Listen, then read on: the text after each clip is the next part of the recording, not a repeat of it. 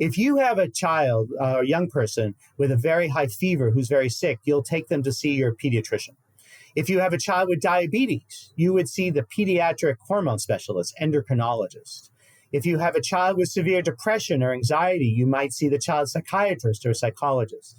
If you have a child with issues in terms of the transition to adolescence and, for example, an eating disorder, you might see someone in my field, an adolescent medicine specialist. Well, if you have a child with gender issues, why are we calling the state legislature?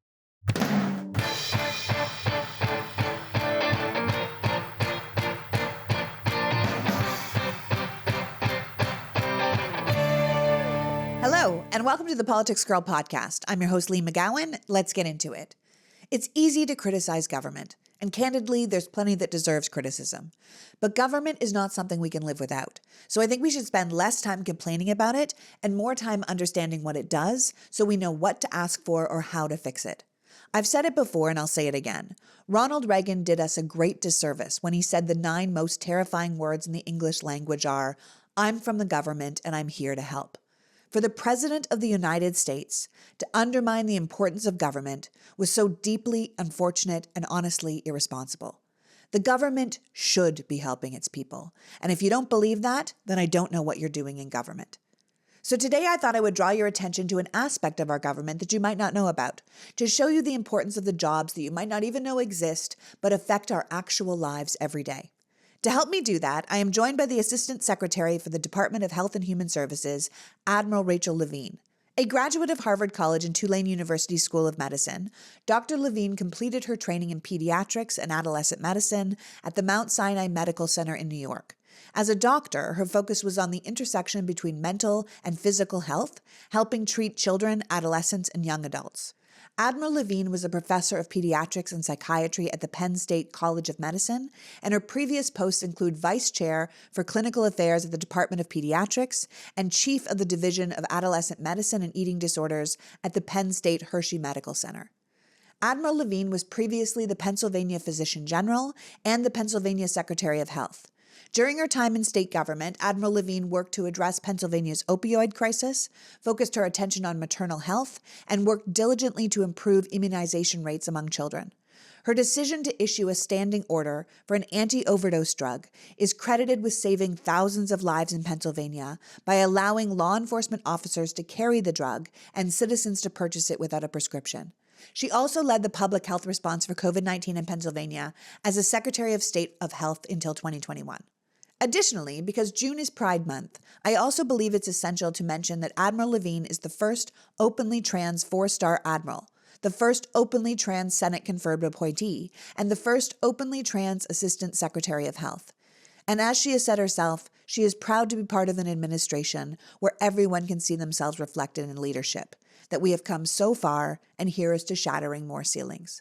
So without further ado, please welcome my guest, Assistant Secretary for the Department of Health and Human Services, Admiral Rachel Levine. Welcome, Admiral. Well, thank you so much. It's a pleasure to be here. Thank you for joining me. As I was saying in the introduction, there is so much that people don't understand about our government, not just how it works, but what they're responsible for, what the departments do, that our federal government isn't just, taxes and thwarting terrorism. It's food safety and making sure our planes don't fall out of the sky and clean drinking water and the quality of our highways, right? So we're having this conversation today so that we can all better understand what the Department of Health and Human Services does, what they care about, what your team would like to see, and how broad the HHS mandate really is. That sounds great. Terrific. Now, before we get into what you do for work, I want to talk briefly about your title, because what you are called is a Four-Star Admiral. But when people hear that, they automatically assume you've been in the Navy, which my father-in-law, who is a career lieutenant commander and worked for 26 years in the Navy, but you are not an admiral in the Navy. You are an admiral in the United States Public Health Service Commissioned Corps, which is a uniform service branch of the United States Public Health Service, which is, and correct me if I'm wrong, a service of health professionals who work to protect, promote, and advance the health and safety of our nation. So this is groups of people that include officers that are in various health-related professions like doctors, nurses, pharmacists, even dentists, other trained medical professionals. And it doesn't require traditional military experience like the other branches of our armed services, but the ranks are quite similar. Is that correct? So that is entirely correct. We are one of the 8 uniformed services. There are services, of course, through the Pentagon, Army, Navy, Marines, Air Force, Space Force, but there's also the Coast Guard, and there's NOAA, the Department of Commerce, but then there's us, and we are the United States Public Health Service Commission Corps. The Public Health Service was started in 1798 as the Marine Hospitals, and we have 5,600 dedicated medical and public health professionals that serve our nation throughout our country and also abroad. Because they were started with the Marine hospitals, that's why we have a nautical theme to our uniform. So it looks very similar to the Navy uniform, but we're not in one of the armed forces. We're not military, we're public health. Right. But you typically progress through the ranks with the same qualifications, expertise, and your contributions to public health. Is that correct? Yeah, so we have the same ranks that they do in the Navy: lieutenant, lieutenant commander, commander, captain, and then various stages of admiral. But my position and the position of the Surgeon General, Vice Admiral Vivek Murthy, are unique. So we are really, in the federal government, the only 2 people in positions that are medical professionals, not in uniform, but we are nominated by the president, confirmed by the Senate, and then for the Surgeon General becomes a 3-star admiral, and then the Assistant Secretary for Health, a 4-star admiral. So that, I like to say I've been in uniform for more than 40 years. I graduated medical school in 1983, so I've been in a white coat, but I have not been in this uniform. So it's a unique opportunity. This was first developed for my position in the 1960s, but it is truly an honor and a responsibility to lead the Public Health Service Commission Corps and our absolutely fantastic, dedicated officers. Yeah, absolutely. And probably because you understand it's confusing to people, you've been very clear that to draw the distinction between your appointment with the Public Health Service and a service member with the U.S. Armed Forces, because you're not an armed force, you are a uniformed, unarmed force member of the Corps. That is correct.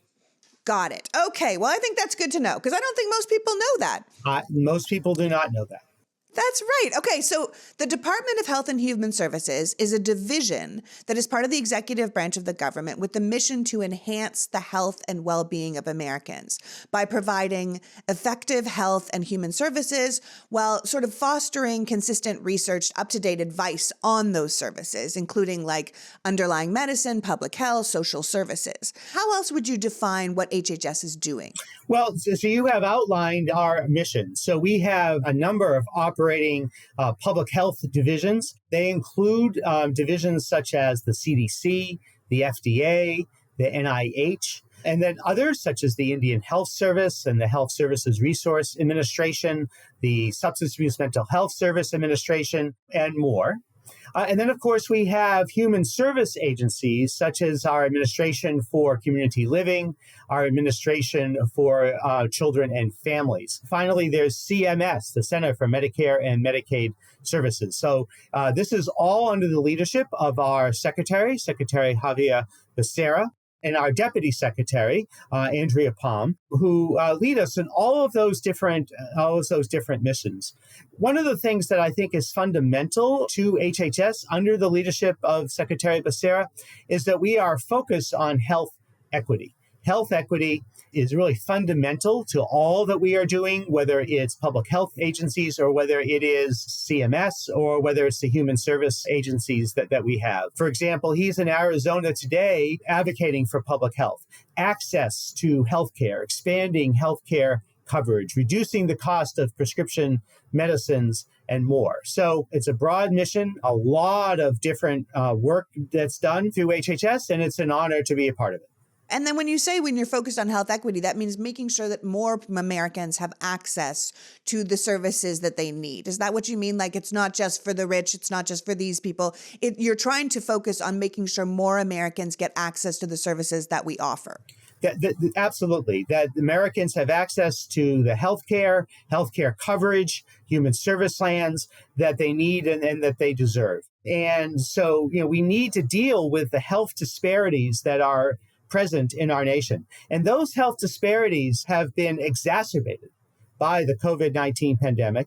And the COVID-19 pandemic has shown us the depth and breadth of the health disparities in our nation, particularly for communities of color, the Black Sure. African American community, the Hispanic Latino community, and the American Indian Alaska Native communities, but other communities as well, the AAPI community, and, this is Pride Month, and that would include the LGBTQI plus community. Now, my office of the Assistant Secretary for Health is a little different. We're a staff division. We are part of the Secretary's office, as opposed to a separate operating division. And so the Secretary has called us the connective tissue of the department. Personally, I was hoping for the beating heart of the department, but we got connective tissue. Connective tissue, all right. And so the Secretary calls on us to pull together and to collaborate and to coordinate with all of the other operating divisions about public health. Right. So you're primarily focused on addressing public health concerns, disasters, even crises here, and then sometimes abroad. I think HHS also does things abroad. Like I know you deployed people overseas to Africa during Ebola. I'm assuming you went to China during COVID. No. You didn't? Okay. No. So we were in Africa during Ebola. That was a unique mission led by our Surgeon General, who was the Surgeon General at that time, Vice Admiral Vivek Murthy. But the CDC has numerous equities abroad and personnel abroad, as does our Office of Global Affairs, which is a staff division of the Secretary. So lots of work abroad, but we were not deployed to China or to any other country. We were deployed like never before for the Public Health Service Commission Corps in the United States and had more deployments for healthcare, for testing, and for vaccinations than ever before. Yeah, no, I think it's just amazing because I don't think people understand how big, when people say, oh, government's too big, I'm like, you don't understand how many jobs they're doing. When they say we're going to blame the president, you're like, no, there's so many divisions under the president, the amount of people that work even just in the executive branch of the government. I mean, you're talking about leading an estimated 6,000 people at the HHS. These are health service officials. This is people in all the different divisions, CDC, FDA, NIH, but also, as you were saying, Indian Health Services, the federal prison system. You guys are in there. Your job involves working closely with the Surgeon General for all the problems that America might face. I mean, we hear so much these days about the mental health crisis in America. That's exactly right. Right. And I know that the Biden administration has been out here doing so much for that. You guys just invested $1 billion in something called the 988 Suicide and Crisis Lifeline because the suicide rate in our country has got so high. That's a tremendous investment in the lives of our citizens. And I don't even think most Americans know that those are the kind of investments we're making or that the federal government is even focusing on our long-term health like that. So mental health issues have been very prominent in the Biden-Harris administration and a priority of Secretary Becerra. In my academic medicine career as a pediatrician and adolescent medicine specialist, I have really focused on that intersection between physical health and mental health. And we've had mental health challenges in the United States, particularly among our youth, and they have been exacerbated during the acute phase of the COVID-19 pandemic. So we work very closely in my office with my friend and colleague, Assistant Secretary Delphin Rittman of SAMHSA, the Substance Abuse Mental Health Service Administration. And there's a lot of work done on having more connections between physical and mental health, more interactions. Also, as you said, in terms of preventing suicide with the 988 hotline, as well as working on the opioid and overdose crisis and the challenges of synthetic fentanyl compounds, xylazine, and more. So you can see how many different issues that we deal with at HHS.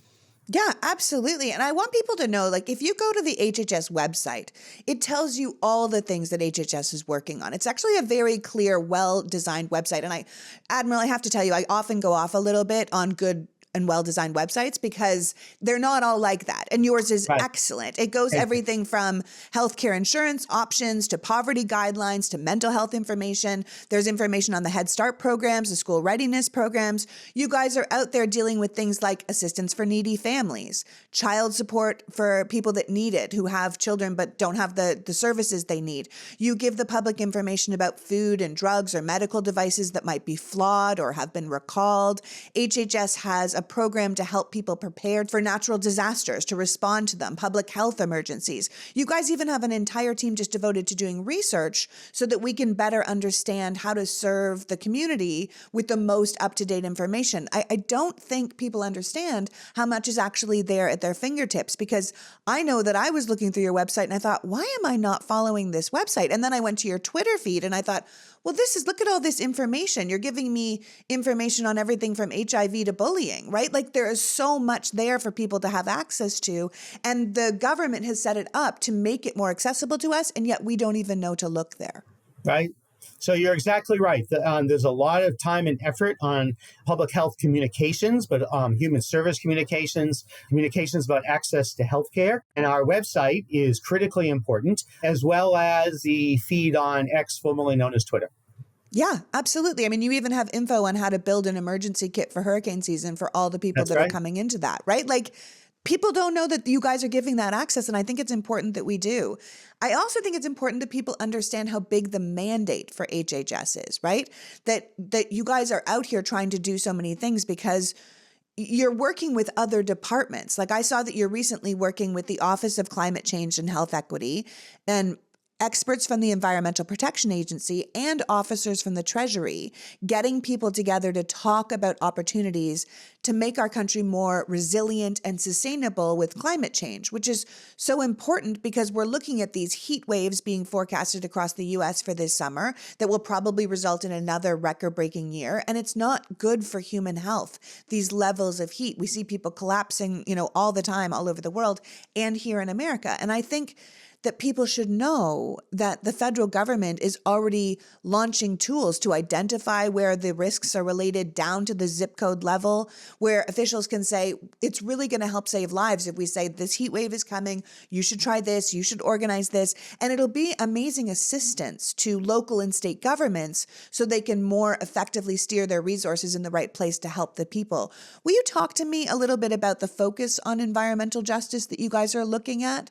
Sure. So dealing with the impacts of climate change and other environmental challenges has been a priority for the Biden-Harris administration and for our secretary. So we have a new office that you mentioned, our Office of Climate Change and Health Equity, affectionately known as OCHE, which is in my portfolio. It is under the Office of the Assistant Secretary for Health. And we collaborate across HHS. We work with the CDC and the FDA, NIH, and more. And we work with other agencies, as you mentioned, EPA, Treasury Department, in terms of looking at the health impacts of climate change. And you named one of them, which we're going to be encountering this summer, and that is extreme heat. We're seeing extreme heat throughout the world and throughout the country. I have traveled the country and seen extreme heat, of course, in the Southwest and the Southeast, so in Arizona, New Mexico, and Florida. But we've had extreme heat in Seattle and Portland, in Chicago, and New York City and Boston as well. And so we want to provide information both for local governments as well as for people about how to predict that and how to address extreme heat. Another has been the forest fires that are common out west, but we have even seen the impact right here in the East Coast last year with very poor air quality due to forest fires in Canada.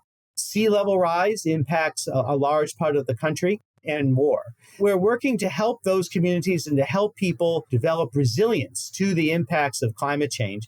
But also, we are working with our country's health systems to try to develop resiliency of hospitals and health systems in the supply chain to that impact of climate change, and to actually work to decarbonize the health system. Healthcare produces 8.5% of our country's climate warming emissions, and we want to get that down 50% by 2030 and down to net zero by 2050. And we're helping hospitals and health systems and others do that with money from the Inflation Reduction Act. So that's how we work with the Treasury Department. This office has a sister office of environmental justice.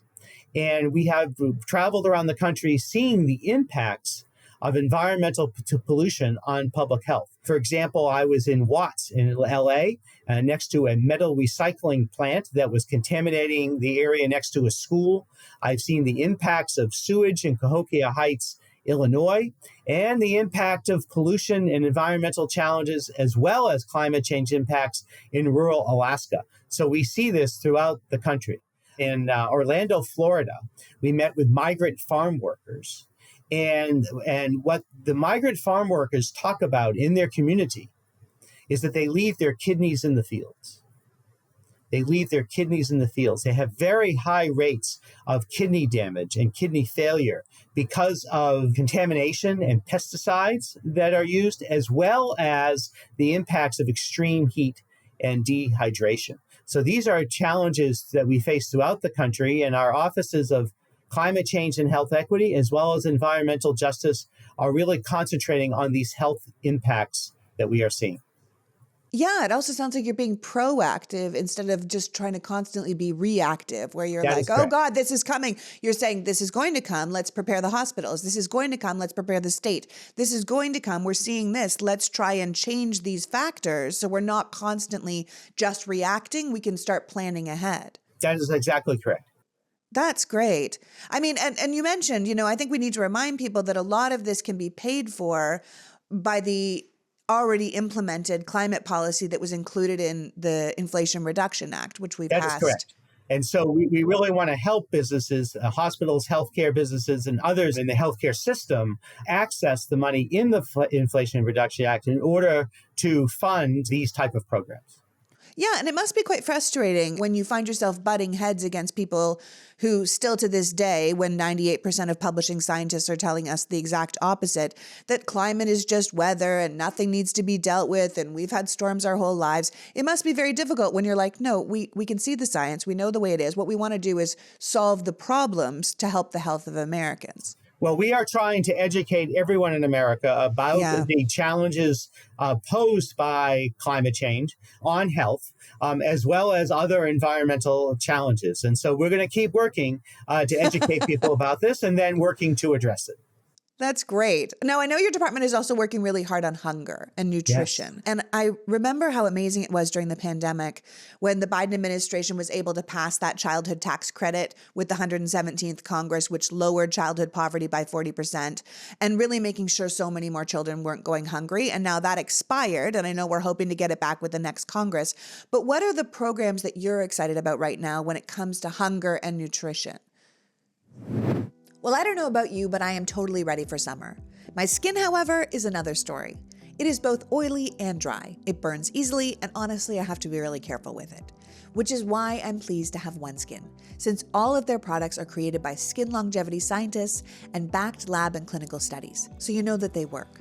OneSkin's OS1 peptide, which is the ingredient that targets the zombie cells that cause lines, wrinkles, and sagging skin, is scientifically proven to reverse skin's biological age at the cellular level. So whether you're laying out on a beach or hiking or heading out on vacation, OneSkin's OS1 powered sunscreens block UV rays while targeting the UV-induced skin aging you already have. I'm loving their sunscreen, but I'm also really excited about their new limited edition bundle of summer skincare essentials, which includes their daily moisturizers and broad spectrum sunscreens for the face and the body. They're doing really cool work at OneSkin, not just providing a temporary reduction in the visible signs of aging, but treating the root causes of aging. It's no wonder OneSkin was named to Fast Company's list of the world's most innovative companies of 2024, a group that includes the top companies making a positive impact in the world. OneSkin is more than skincare. It's about skin longevity, targeting the root causes of aging to help you look and feel your best at every age. Get started today with 15% off by using the code PoliticsGirl at oneskin.co. That's 15% off at oneskin.co with the code PoliticsGirl. And after you purchase, they'll ask you where you heard about them. Please support the show and tell them we sent you. It's time to expect more from your skincare routine. Invest in the health of your skin with OneSkin.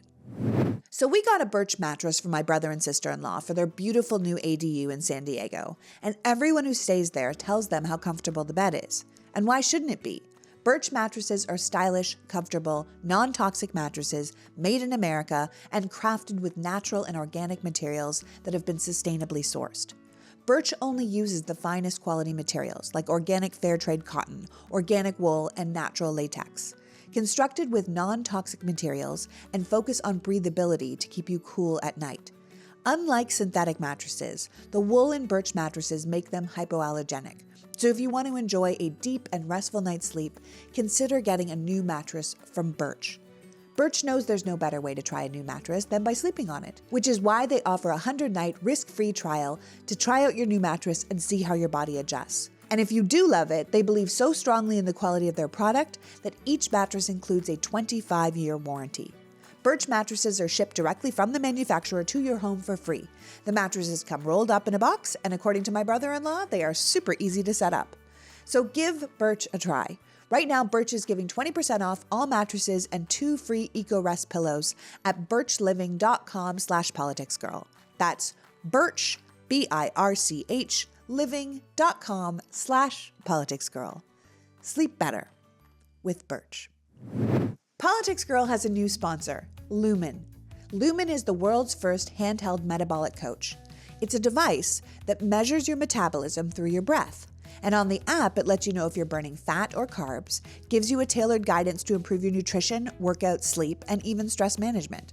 My husband was so psyched to get Lumen as a sponsor because he's wanted to try one for so long, and this finally made him pull the trigger. All you have to do is breathe into your Lumen first thing in the morning, and you'll know what's going on with your metabolism, whether you're burning mostly fat or carbs. Then, Lumen gives you a personalized nutrition plan for the day based on those measurements. You can also breathe into it before or after workouts and meals, so you know exactly what's going on in your body in real time, and Lumen will give you tips to keep you at the top of your health game.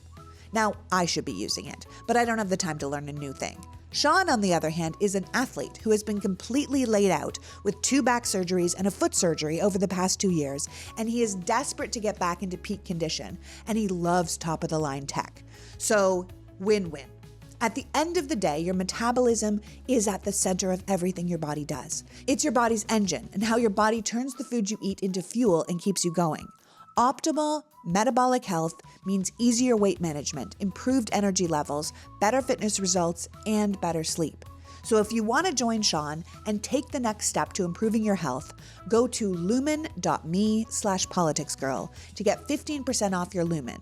That's lumen.me/politicsgirl for 15% off your purchase. Thank you, Lumen, for sponsoring this episode and getting my husband back to where he wants to be. What are the programs that you're excited about right now when it comes to hunger and nutrition? So one of the offices in my portfolio is our Office of Disease Prevention Health Promotion, and they are focused on food and nutrition security, as well as food is medicine. Food is medicine. And so we work very closely with the USDA, the United States Department of Agriculture, again, trying to break down silos across the administration on many different issues that involve nutrition education, medically tailored meals, and addressing hunger, as you mentioned. So, for example, the Nutrition Guidelines for America is usually split between USDA and my office, and every 5 years, a different office has lead. So the Nutrition Guidelines for America for 2025 is being led through our office with close work with the USDA. Also, the Physical Activity Guidelines for America. The President's Council on Sports, Fitness, and Nutrition is through our office. And our secretary has a specific interest in terms of food is medicine. And so I'll give you an example of a great educational program that we saw. And this was right in Washington, D.C., and is called Fresh Farm Food Prints. And what they do is they go into local schools and they work with the children. These are our grade school children, and they plant vegetables and fruits and vegetables in their garden. Then they harvest them, and then they learn how to cook them, and they eat them right in school. And then they send home recipes for parents. So it's such a great type of education program that teach children about all aspects of food and nutrition. We work with the USDA to support their programs of WIC. What could be more important, remember I'm a pediatrician, than nutrition for pregnant women, infants, and children? Pregnant women, infants, and children. That's the WIC program. And we went to a WIC and supported WIC program in Nashville, Tennessee, their SNAP program. And so many other issues. CMS has stake in this in terms of Medicaid dollars to support healthy nutrition. And tell people, Admiral, tell people what CMS is. I don't think they know. CMS is the Center for Medicare and Medicaid Services. And so some states have a special program to use Medicaid dollars to support nutrition. So that's a real new innovative approach that is being supported by the Center for Medicare and Medicaid Services, which is one of the important programs at the Department of Health and Human Services. So you're acknowledging that food, you're saying here's a Yes. Medicare program, which is for health, Medicaid, but food, yes. Medicaid program, which is for health, but food is part of that. Food is part of that. Food is medicine. We can prevent and treat many chronic diseases such as obesity, hypertension, diabetes with food. We can prevent those diseases and we can treat them with food is medicine programs. I don't think people understand, honestly, like how many divisions have you talked about? There's all of these people working in our federal government to try and make Americans healthier, whether that's planting food at the school level so children learn how healthy food is grown and take it home and eat it to feed their bodies, to all the way up to people that are taking Medicaid, correct? I got that right this time? Medicaid, and learning how food can be medicine at that level. I mean, That's right. I love that HHS has their hands in so many different pots, but it really comes down to, as you said, breaking down the silos amidst the administration. So this organization is working with this organization. There's a lot of synergy between this group and this group to try and make what's best for the American people. When I was looking through the stuff that you were focusing on, and this is we're going to take a real left turn here, but I was looking at HHS pushing to draw attention to syphilis right now. That's and correct. when I read that, I was like, why? Like what? And all I could think is, do I know what syphilis is? Like, I know it's an old fashioned thing. It's in all my old novels, people died of syphilis, but like, what is it? So I went and I looked it up and, I'm a nerd. So I went and looked it up and I realized that syphilis is usually transmitted during sex or pregnancy or through blood transfusions, but it is totally curable with the right antibiotics. However, Correct. if you leave it, it goes from a sore to a body rash to affecting your internal organs, which is probably why all the people in my novels died from it, right? But That's you're right. out here trying to teach people how not to get sick, or if you get sick, how to treat it immediately, which I think is so important, but also exactly what HHS should be doing. That's exactly right. So our office, one of my offices is the Office of Infectious Disease and HIV Policy, is working very closely with the CDC, Center for Disease Control and Prevention, the FDA, the Food and Drug Administration, NIH, the National Institutes of Health, and more, about sexually transmitted infections. And one of them that is really causing a crisis in the United States is syphilis. What's old is new. So syphilis is a sexually transmitted infection. By the year 2000, we had very few cases of syphilis in the United States. But in the last 20 years or more, we are seeing a significant increase of syphilis globally and seeing a significant increase of syphilis in the United States, really throughout the country. And so I have started a task force, a primary and secondary syphilis and congenital syphilis task force across HHS, but also across the federal government. For example, we're working with the VA, Veterans Administration, and their hospitals, as well as the Department of Defense and the Defense Health Agency. And so we are working to try to really decrease the rates of syphilis and congenital syphilis in the United States. And we're doing this through an emphasis on prevention, on screening for syphilis, because there are readily available tests for syphilis, on testing. There's a new rapid test for syphilis, which has opportunities, and then diagnosing syphilis and treating syphilis with antibiotics. Syphilis is preventable, it can be diagnosed, and it can be treated with antibiotics. There is no vaccine, however, for syphilis. We're also emphasizing syphilis as a health equity issue.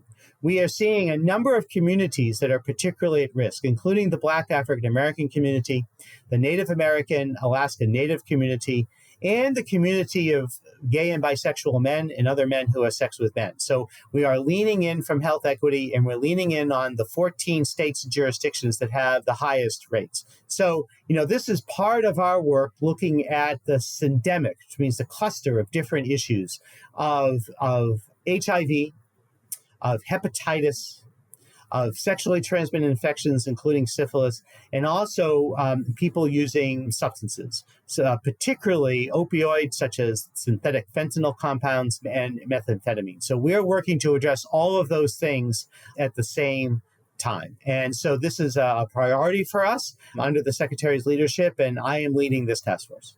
What an incredibly huge job. I mean, you must come to work like, hibby. Like, that is a lot going on, because I know you're out here. You were just talking about there's no vaccine for syphilis, right? But then we have people in this country right now who are trying to once again are going on an anti-vax path. So we see a rise of measles coming back. I mean, I just saw something on your website that was like, here are the recommendations for teenagers that should be up to date on. And you had three. You had the meningitis vaccine, you had the HPV vaccine, and you had the Tdap vaccine. You were like, these are things teens should have. But we know things that children should have too. And it must be very hard for you doing all this work, trying to be proactive, to see the anti-vax movement growing, which obviously took on some power during the COVID crisis, but is now continuing in schools and with certain groups suggesting we shouldn't even vaccinate for things like whooping cough or measles anymore. And you see the uptick in this. It must be very hard from a health perspective to go like, no, don't go backwards. Well, we are dedicated to addressing this issue. So vaccinations, immunizations are one of the victories of public health in the 20th and 21st century. Scourges such as diphtheria, polio, measles, mumps, German measles, something called HIV or HIV, meningitis, all these conditions we don't see now for the most part because of safe and effective vaccines. And so as a pediatrician, I know how critically important the childhood and adolescent vaccines are, but then there are also adult vaccines that are very, very important that as a senior I have gotten. And then also the issues of the yearly influenza vaccine, the yearly flu vaccine, and now the COVID-19 vaccines. These are safe and effective immunizations, and it is critical that children, teenagers, and adults get this to protect their public health, to protect their health, and the health of their family and their communities. And so we need to work against this disinformation and misinformation that is being spread about these vaccines, and to emphasize these basic public health measures that have been so helpful throughout the 20th and now the 21st century. Sure. That is sure true. Absolutely. But I understand the concern because you start hearing all the nervous. And I remember when my son was really little and I called my pediatrician and I was like, should I be getting these? Like, is this? And he was like, absolutely. You need to be doing it. It's what you need to do for public health. And we have done it all the way along. And I could not, our family is, knock on wood, very, very healthy in those departments, which is wonderful. I just want to emphasize this is basic medical practice and basic public health, which really should be supported by everyone in the medical field and in the public health field. And so, I certainly decry the misinformation and disinformation that some people talk about. Yeah, it's got to be incredibly frustrating when you know what you know to hear that. Absolutely. Now we're going to turn. It is Pride Month, of course. And since you are the first openly trans Senate-confirmed secretary in the federal government, can we talk a little bit about LGBTQIA plus issues? Absolutely. And happy Pride. Yay, happy Pride! Your pinned tweet for Pride is that Pride reminds us that your community is strong and resilient and powerful, and you fight hate with love. And shortly after you were confirmed to your position, you told NBC that the LGBTQ youth were at the forefront of your mind when it comes to addressing health disparities in the United States. Now, that makes real sense to me, but would you mind expanding on that a bit for our audience? Sure. So, we have made so much progress for the LGBTQI plus community in so many parts of the country and in the world. But right now, we are seeing a backlash. We are seeing pushback against the LGBTQI plus community, particularly vulnerable transgender youth, their families, and their medical providers. So we need to really work to empower LGBTQI plus youth and their families as well as adults. So we have done a lot of work under the president's leadership, who has signed a number of executive orders supporting the LGBTQI plus community. So at HHS, we have worked to safeguard youth from the harms of conversion therapy. We've enacted policies to protect youth in the foster care system, as well as runaway and homeless youth. We had talked about the 988 line, and there's a dedicated LGBTQI plus subnetwork if they dial 3. We have a new sexual orientation and gender identity data action plan and more. So we are looking to support the LGBTQI plus community under Secretary Becerra's leadership, President Biden, Vice President Harris, and really to work for health equity, to deal with health disparities for the community. Yeah, and we should understand that these communities, particularly the children in these communities, experience higher rates of bullying, of suicide, of discriminatory policies, of isolation. And of course, we see things in states like Florida with the Don't Say Gay bill, That's or right. all gay teachers are groomers, or suggesting hospitals don't have to treat gay people, or recommending that the government should remove children from the homes if they are trans or if their parents are trans. We look at Texas and we see them pushing to investigate parents or doctors who provide gender affirming care to children, pointing out that these policies are not based at all in public health, but in politics. And you've been incredibly vocal about encouraging people to contact the Office for Civil Rights or your own office to provide support against these types of discriminatory bills, or if they can't get the health care they need, or if they can't get the services they need. Because as you've pointed out, it's policies like these directed at the LGBTQ community, but again, particularly at LGBTQ youth, that makes them way more likely to experience medical distrust or to not seek medical care when they need it.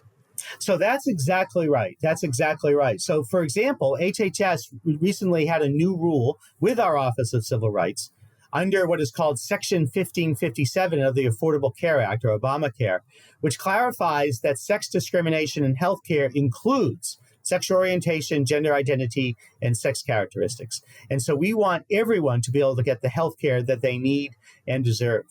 But you are entirely right about a number of states in our country that have passed really regressive and harmful laws and taken actions that are really harming and putting young people as well as their families at risk. And one example of this is about transgender medicine for youth and adults. Transgender medicine, sometimes called gender affirming care, is essential health care. It actually is mental health care, and it quite literally can be suicide prevention care.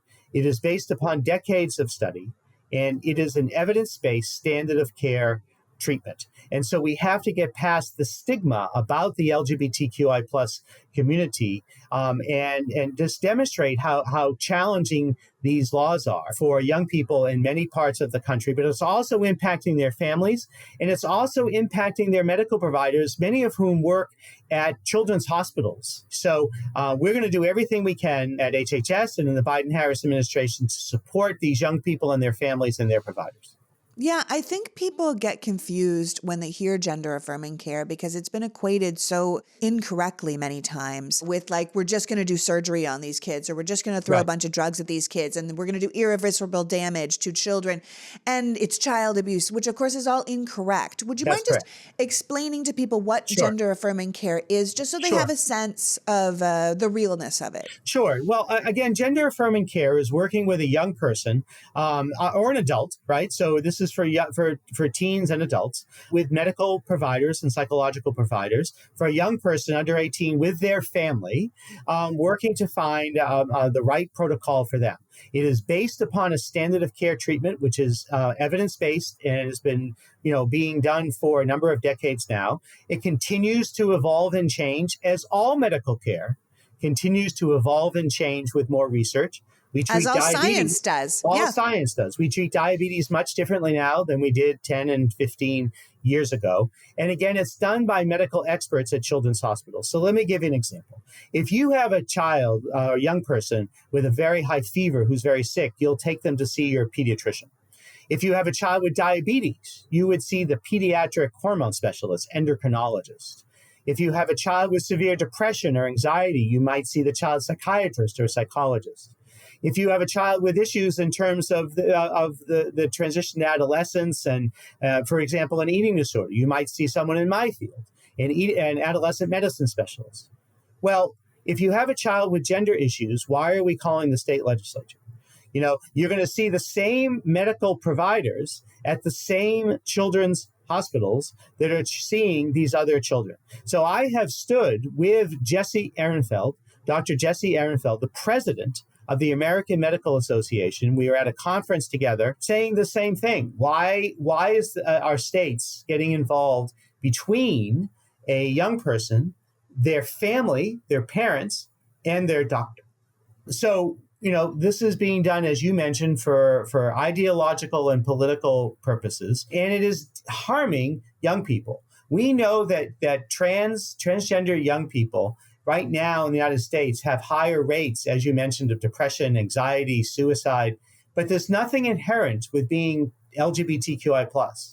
There's nothing inherent with being transgender that would predispose that. It is the harassment, the discrimination, and the bullying that they receive, which is being exacerbated by these laws and actions that can lead to negative health outcomes. Young people who have evidence-based care and are supported by their family and community who are trans or LGBTQI+, have great mental health outcomes. And so we need to continue to push back against these laws and actions. Yeah, there's nothing wrong with the child. The problem is with society, That's and we exactly need to acknowledge that. Yeah, I think that's why having someone like you in your position, a four-star admiral, a lifelong public servant, a doctor, is not just a sign of progress or an indicator of, say, President Biden's commitment to equity and inclusion and diversity, but it's a visual representation that these kids belong, that they shouldn't feel ashamed, that they shouldn't feel different, that our country wants to take care of their health too, that they are just as important, which is why I think you guys did a designated line in that suicide hotline. That's right. For those children dealing with those particular issues, because it is a very specific issue. And the president and the vice president have specifically spoken out of their support for the LGBTQI plus community broadly, transgender people, and particularly these vulnerable transgender youth. If you think of what is called the social determinants of health, those other social factors that impact health, such as we've been talking about nutrition and the environment, but also economic opportunity, transportation, housing, and more. The legal and political climate of the state that you live in is itself a social determinant of health in terms of the accessibility of transgender medicine. This is a health equity issue. If you live in Texas or Florida or Mississippi or Missouri and you have means, you can go to a children's hospital at another state. If you don't have the means to go to that state, then you're going to be out of luck. And so this is a very important health equity issue. And I have been to these areas. I have been to, actually, even this year, Austin and Dallas in Texas. I've been to Nashville, Tennessee. I'm going to Jacksonville, Florida. I've been to Kansas City and St. Louis, Missouri. And I've talked to these young people and these families and their medical providers and LGBTQI plus adults. We tried to go to Boise, Idaho, but we got snowed out. But we've been trying to go into these places, talking to these young people, to families, to these adults, to these medical providers to provide support and encouragement. And you're exactly right. I mean, one of the honors that I have in being in this position is that representation matters. It does. It does. And why should you have a different health outcome depending on your state? You know what I mean? Exactly right. If you are a trans child in Texas or a trans child in California, you have a completely different health outcome. That can't be correct, right? I think the point is that this administration that you work for, the Biden-Harris administration, respects the community and they have their back, which is exactly what everybody deserves from their government. It shouldn't matter what community you sit in, what color you are, what religion you are. Your government should have your back and should want you to be thriving. I mean, life, liberty, and the pursuit of happiness, that life part is really important. Well, it's so interesting you said that because I actually gave a commencement address at the University of Pittsburgh School of Public Health emphasizing life, liberty, and the pursuit of happiness, and emphasizing that aspect in terms of a program that we call People and Places Thriving. We want people and places to thrive throughout our country. And this is actually a program we can emphasize maybe at a different on a different broadcast about working across the federal government, many different agencies on economic opportunity, on transportation, housing, the environment, nutrition, what we call civic muscle, to help all people in our country, in our country, in all places of our country to thrive. Yeah. Shouldn't that be what we want from our government? That's I always exactly say, right. if we elect the right people, government truly can be a force for good. Well, we are dedicated to this program of people and places thriving.